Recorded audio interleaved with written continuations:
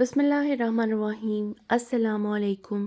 Cooking with गाज़िया के kitchen में खुशामदीद। आज मैं आपके साथ शेयर करूंगी अपने रवायती यखनी पुलाव की रेसिपी। आज मैं शेयर कर रही हूँ जी चिकन पुलाव की रेसिपी, जो कि तकरीबन हर घर में मुख्तलिफ़ तरीक़ों से बनाई जाती है, लेकिन अगर आप इस तरीके से बनाएंगे तो आपके हाथ नहीं रुकेंगे।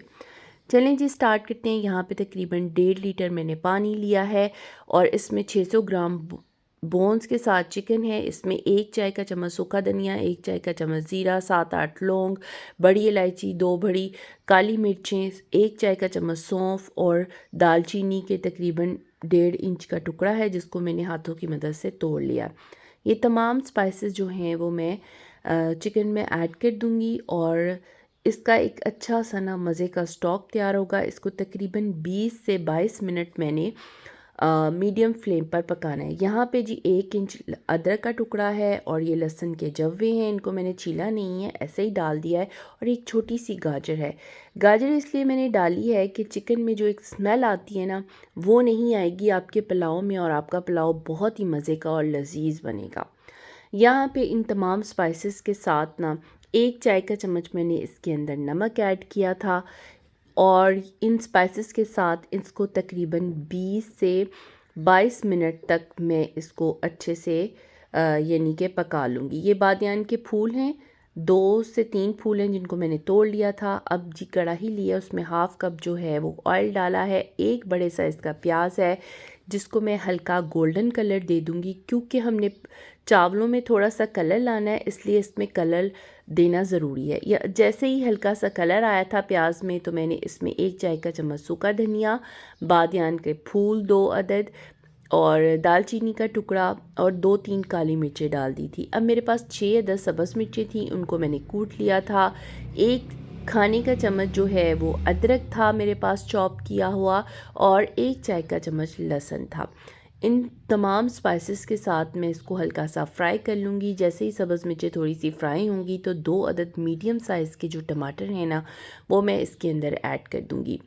अच्छा, अब मैं यखनी में से मैंने चिकन को निकाल लिया था और यखनी को मैंने छान लिया था। अब मैं चिकन को अच्छे से इन स्पाइसेस के साथ फ्राई कर लूँगी। उसके बाद जी हाफ़ कप मैंने दही लिया था, उसको मैंने फेंट लिया था और वो भी मैंने इसके अंदर ऐड कर दिया है। अब इन मसालों के साथ अच्छे से चिकन को फ्राई कर लूँगी। जब चिकन फ्राई हो जाएगा तो हमने जो स्टॉक रेडी किया हुआ है यखनी का, वो इसके अंदर ऐड कर देंगे। यहाँ पे ये देखें जी, चिकन मसालों के साथ अच्छे से फ्राई हो गया है और अब मैं इसके अंदर ऐड कर दूँगी। इसने ऑयल जो है वो भी छोड़ दिया है, यखनी का स्टॉक ऐड कर दिया। मेरे पास 2 ग्लास सोख चावल थे, तो मैंने इसके अंदर 4 ग्लास जो है ना वो यखनी के ऐड किए हैं। यहाँ पे जी चावलों के हिसाब से मैं नमक ऐड करूँगी। यहाँ पे जी मैं इसके अंदर 2 चाय के चम्मच भर के जो है वो मैंने नमक ऐड किया है। 1 चाय का चम्मच मैं पहले यखनी में भी ऐड कर चुकी हूँ, इसलिए नमक बाद में चेक करके अगर कम हुआ तो मैं ऐड करूँगी। जैसे ही यखनी को उबाल आ गया था तो मैंने इसके अंदर सोक किए हुए चावल ऐड कर दिए हैं। यहाँ पे जी मैं इसको इसी तरह खुला पकाऊंगी और जब इसके अंदर पानी की क्वांटिटी कम रह जाएगी फिर मैं इसको दम पे पकाऊंगी।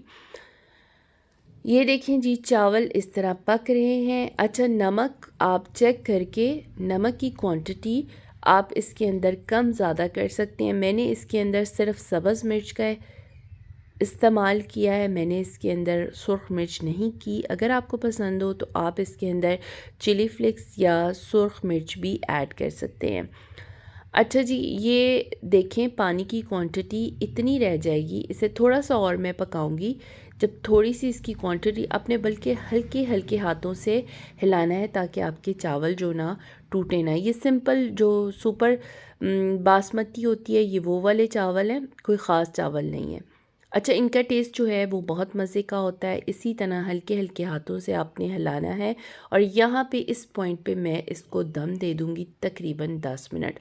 10 मिनट मीडियम फ्लेम पर मैंने इसको दम दिया था और उसके बाद चूल्हे का फ्लेम मैंने ऑफ़ कर दिया था। फिर मैंने 15 मिनट इसको रेस्ट दिया था। ये रेस्ट देने के बाद ये देखें खिले खिले से मज़ेदार से चाह पुलाव बनकर रेडी है। रेसिपी पसंद आई है तो लाइक कर दें, शेयर कर दें।